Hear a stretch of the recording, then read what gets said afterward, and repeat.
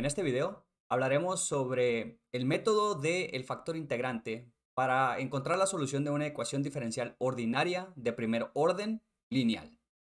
Pero antes de pasar con el factor integrante, el método de factor integrante, lo que haremos será definir cuándo una ecuación diferencial es lineal. Decimos entonces que una ecuación diferencial es lineal si cumple con las siguientes propiedades. Hablamos que la variable dependiente, que comúnmente es y todas sus derivadas son de primer grado.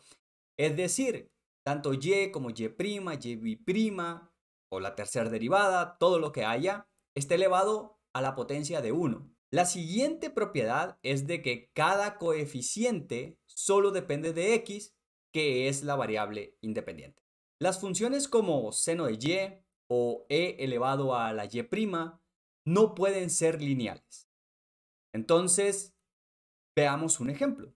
Tenemos la siguiente ecuación. 1 menos x, y' menos 4xy' más 5y igual al coseno de x. Hay que notar que en este caso en particular tenemos un coseno de x. Sin embargo, la ecuación que tenemos aquí es una ecuación diferencial ordinaria de segundo orden, porque tenemos la segunda derivada, y es lineal, porque ni la variable dependiente ni sus derivadas están elevadas a un exponencial diferente de 1, y ninguna de ellas está dentro de un seno, un coseno, un exponencial. Sí tenemos el coseno de x, pero lo que realmente nos interesa es lo que está relacionado con y.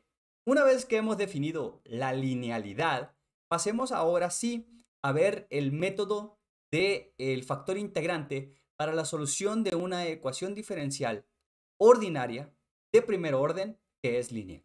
Comenzaremos hablando de la forma estándar de una ecuación diferencial lineal de primer orden.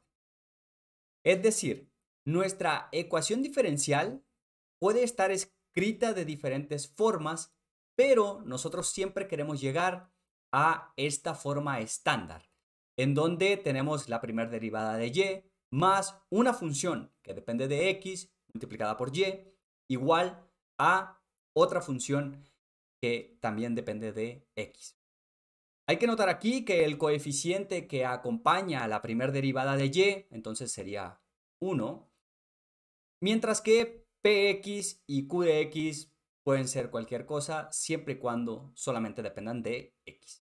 Esta forma estándar de la ecuación diferencial cuenta con una propiedad y un procedimiento que nos llevarán a encontrar la solución cuando nosotros tenemos este tipo de ecuaciones diferenciales. Comenzaremos con la propiedad.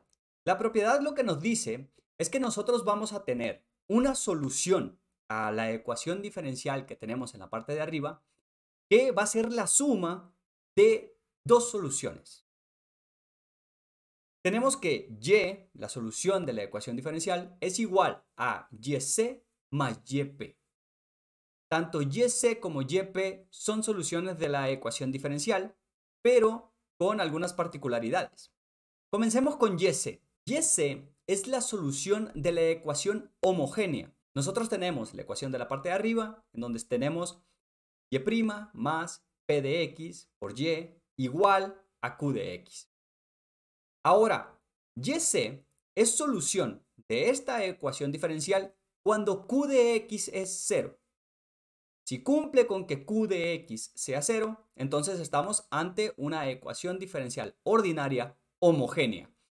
Entonces, tenemos que la derivada de yc con respecto a x más p de x por yc igual a 0, donde yc, otra vez, es la solución de esa ecuación homogénea.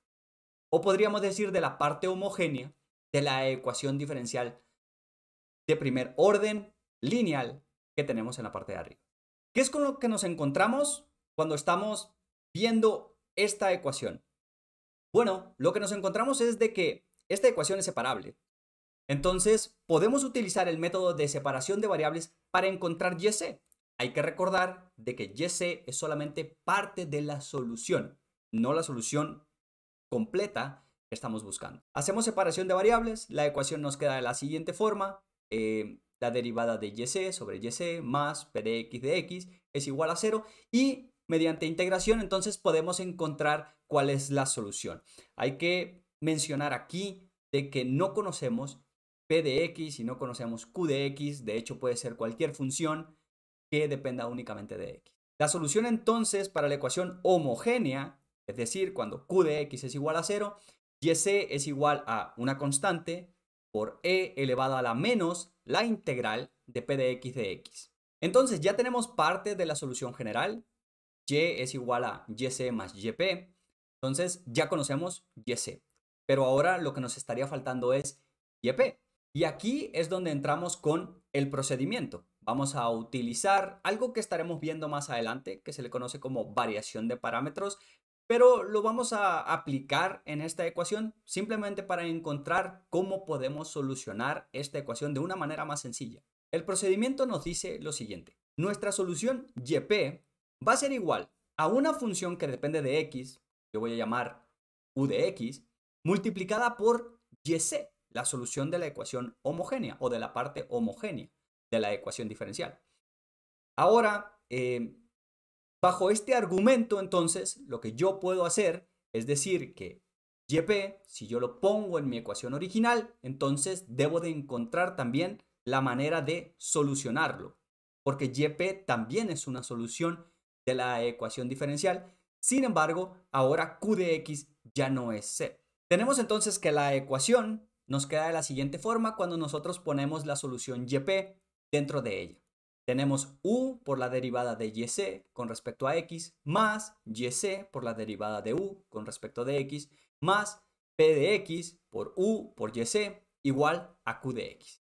La parte del lado izquierdo, nada más quiero aclarar de que estamos haciendo la regla de la cadena, la multiplicación de dos funciones que dependen de x, la derivada de la multiplicación de dos funciones que dependen de x, y aplicamos la regla de la cadena. Ahora, aquí nos encontramos con algo bastante particular, bastante interesante, cuando agrupamos todo lo que está relacionado con u. Entonces, u está multiplicando a la derivada de yc con respecto de x y también está multiplicando a p de x por yc. Hagámoslo para que observemos qué es lo que está pasando. Tenemos u multiplicando a la derivada de yc con respecto de x más p de x por yc, todo eso más yc por du de x igual a. Ahora, punto importante. Nosotros dijimos que yc era la solución de la ecuación homogénea, es decir, cuando q de x vale 0. Por lo tanto, la derivada de yc con respecto de x más p de x por yc es precisamente la ecuación homogénea. Por lo tanto, toda esta parte se vuelve 0. Y lo único con lo que nos estaríamos quedando es con que yc por du de x es igual a q de x. Muy bien, a partir de aquí entonces ya lo que podríamos hacer es básicamente integrar. Es decir, podemos hacer una separación de variables e integrar a los dos lados para poder encontrar u de x. Lo hacemos y nos queda que u es igual a la integral de q de x sobre yc por dx. En este momento vale la pena recordar cuánto era yp o qué era yp y la solución que ya encontramos, que es yc, para poder escribir entonces ya cuál es explícitamente la forma que tiene yp. Decíamos que yp va a ser una función u que depende de x multiplicado por yc, mientras que yc es igual a e elevado a la menos la integral de p de x. Por lo tanto, bueno, las juntamos, ya encontramos u, ya sabemos cuánto es yc, ponemos todo de forma explícita y podemos encontrar cuánto es nuestra solución particular o yp. Esta es igual entonces a e elevado a la menos la integral de p de x, todo eso por la integral de e elevado a la p de x por q de x de x. Hay que hacer mención de que dado que en u yc está dividiendo, entonces nada más pasa a la parte de arriba con el exponencial inverso, en este caso positivo. Nótese que en todo el procedimiento que he seguido hasta ahora para yp, he hecho mención a yc y ahora he sustituido el valor de yc sin tomar en cuenta de que hay una constante que debería de estar multiplicando a yc. Esto es porque realmente nuestro método de variación de parámetros nos dice que vamos a tener una función u de x multiplicada por y(c) y nosotros podemos en este punto escoger que el coeficiente que acompaña a y(c) para encontrar yp sea igual a 1. Sin embargo, cuando ya queramos encontrar la solución general, que es la suma entre y(c) más yp, ahí sí tenemos que tomar en cuenta esa constante que está acompañando a el exponencial. Veámoslo de manera más explícita. Recordemos que lo que nosotros estamos buscando es la solución y, que dijimos consta de una suma entre la solución de la ecuación homogénea, cuando q de x vale 0, más una solución particular, que es cuando q de x no vale 0. Entonces, nosotros ya encontramos cuánto es y(c), ya encontramos cuánto es yp y podemos escribir todo de manera explícita. Decimos entonces que y es igual a una constante multiplicada por e elevado a la menos la integral de p de x más e elevado a menos la integral de p de x por la integral de e elevado a la integral de p de x q de x por dx. Nótese entonces de que nosotros lo que podemos hacer es, para comenzar a eliminar esos exponenciales negativos que tenemos ahí, pues tomamos el exponencial con el signo opuesto, multiplicamos toda nuestra ecuación por ello y entonces podemos reducir a una forma un poco menos intimidante esta ecuación.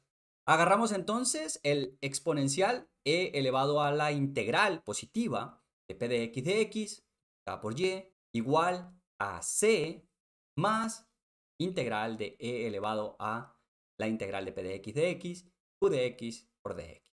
Esta parte que nosotros tenemos aquí se le conoce como el factor integrante, es decir, e elevado a la integral de p de x es conocido como el factor integrante. Nótese entonces que lo que nosotros estábamos buscando hasta este punto es precisamente el valor de y. Y el valor de y, ese que se encuentra en verde, nosotros lo podemos encontrar siempre y cuando podamos solucionar la integral a la cual está elevada este factor integrante. Y obviamente, una vez que hagamos eso, factor integrante multiplicado por q de x, también lo tenemos que integrar para poder encontrar la solución completa, es decir, para poder encontrar.